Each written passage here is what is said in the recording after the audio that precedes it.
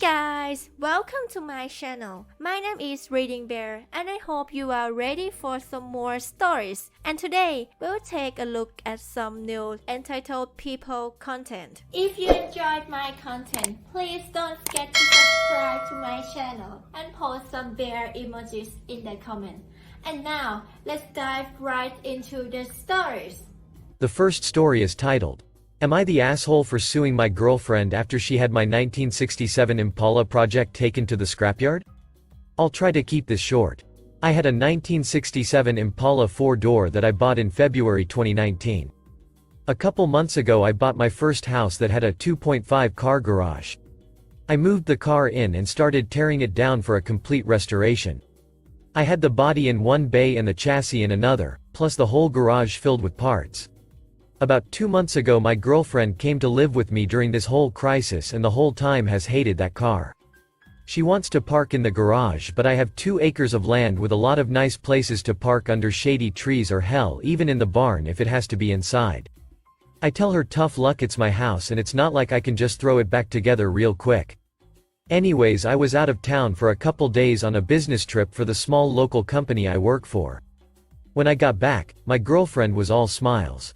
Making me food all the time, doing all the chores, all that. Though maybe she just was happy to have me home, but then I realized that I didn't see her car in its usual spot. I asked her where she parked so I could make sure I mow that area and keep it clean, and she said not to worry because she parked in the garage. I asked how and she told me to go check it out. Turns out that while I was gone she hired some people to come over and move everything related to that car, including the drivetrain, body, and chassis and all parts, and take it to the local dump, scrapyard. I was absolutely dumbfounded. I had spent over $11,000 on that car, including new parts, services, and the car itself. I told her that I was going to be taking her to court for that and she brushed me off like I was being dramatic.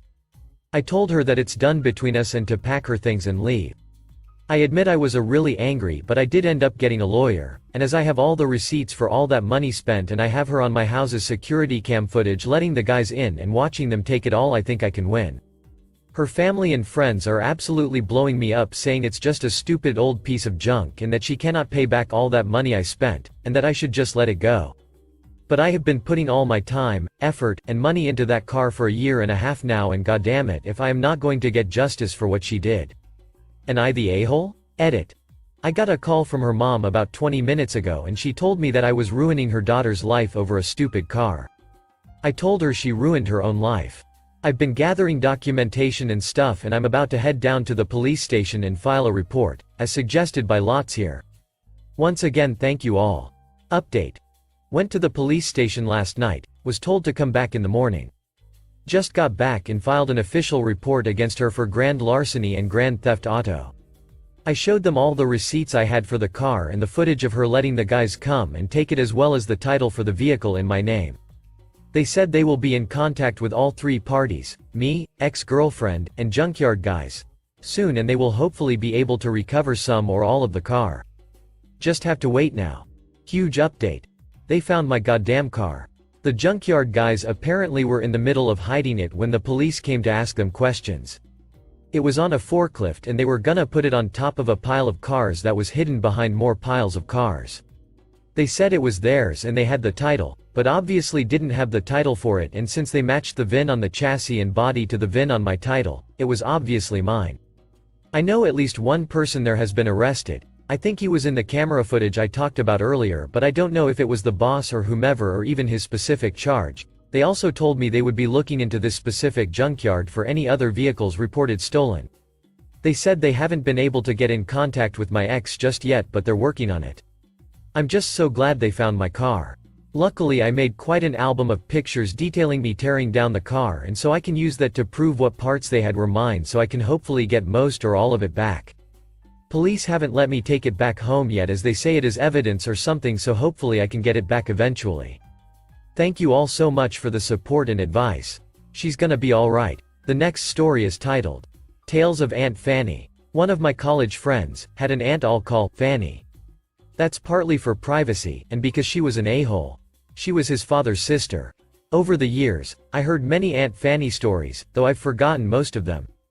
None were outrageous, and were more along the lines of "there she goes again."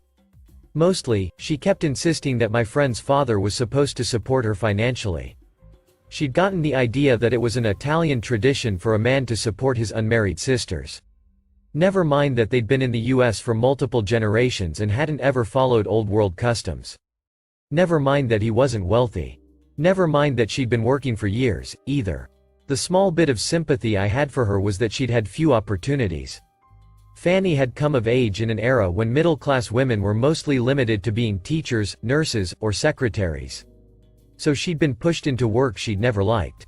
Still, it wasn't anyone else's job to support her.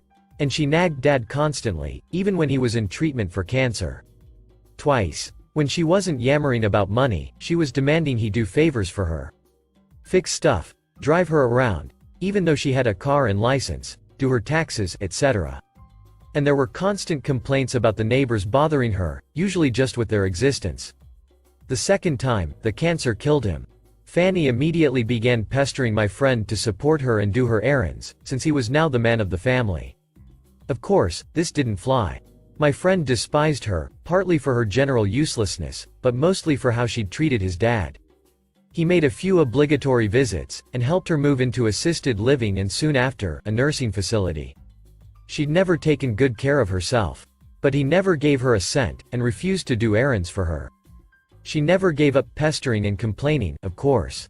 To get attention, Fanny concocted stories about nefarious dealings in the nursing home. One evening, she called him around 10 p.m. and stage whispered, "There's a drug deal going down in my room." He told the friend group about this and it became one of our taglines for years, long after Aunt Fanny had snuffed it. Later, several workers at the nursing home were busted for stealing money and drugs from residents, and for conducting drug deals on the premises. There wasn't much screening of employees back in the 80s. So it was actually possible Aunt Fanny had witnessed a drug deal.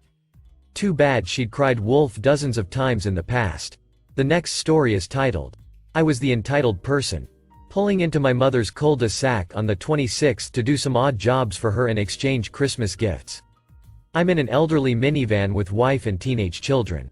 A Carvana flatbed is double parked across from my mother's driveway, with its ramp down. Parked on the curb in front of the flatbed is a sedan. A man at the sedan is chatting with a neighbor. As I approach slowly, the guy jumps in the sedan and executes most of a U-turn in front of us. I continue to crawl forward, but looks like that he needs to do a three-point turn, so I stop. Think I guess he's the Carvana guy. Thought they went bankrupt or something. He stops and jumps out of the car yelling something, pointing one finger in the air. Signifying wait a sec. Okay, wait for what? Carvana guy completes his three-point turn, and I follow. He stops again, now in front of my mother's driveway and gets out, bellowing something, pointing in the air, 1 second, again. Why? I point to the driveway, 10 yards in front of our car, I'm just going right there. He jumps back in the sedan and clears the flatbed. I follow and turn off the street into my mother's driveway, park and go to the back to unload my tool bucket and gifts. Carvana dude has stopped again, jumped out of the sedan, now shouting a lecture about a California vehicle code pertaining to tow trucks, and he's duly authorized by law enforcement, etc., etc.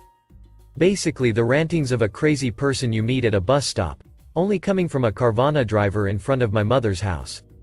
So here's the entitled part. I yell back at him, "I was parking right here. I'm not in your way," and he says, "You couldn't wait 1 second for my safety because your convenience is so important." As long as the flatbed is down, he says, it means he must control traffic for his safety. Okay, Carvana flatbed had no warning lights, he didn't put out cones. He was just wearing a normal shirt, no reflective vest or other indication that he had some kind of semi-official business to conduct on the right-of-way. Just a guy yelling at us in the street.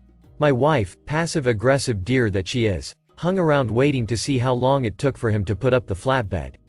I think was 10 minutes or so. I was inside getting tasks from my mother when I hear the bellowing commence again. I guess it was at this point the flatbed was going up, and my wife sarcastically asked if it's okay for us to proceed now. So the shouting resumes, and I go back out to join the argument. A different neighbor who's the Carvana client comes out, too, looking sheepish, but turns tail without contributing to the discussion. The belligerent parties eventually agree to disagree and everybody goes their own way. Carvana guy was never threatening or vulgar, though clearly quite angry about something. seemed to be getting along fine before we got there. Although I honestly feel capable of slowly driving past a flatbed without trouble. If Carvana policy needs the roads blocked for them to load their trucks, they need to provide their drivers with some cones and a sign. Maybe a flagman. And flyers with the famous vehicle code our guy kept shouting.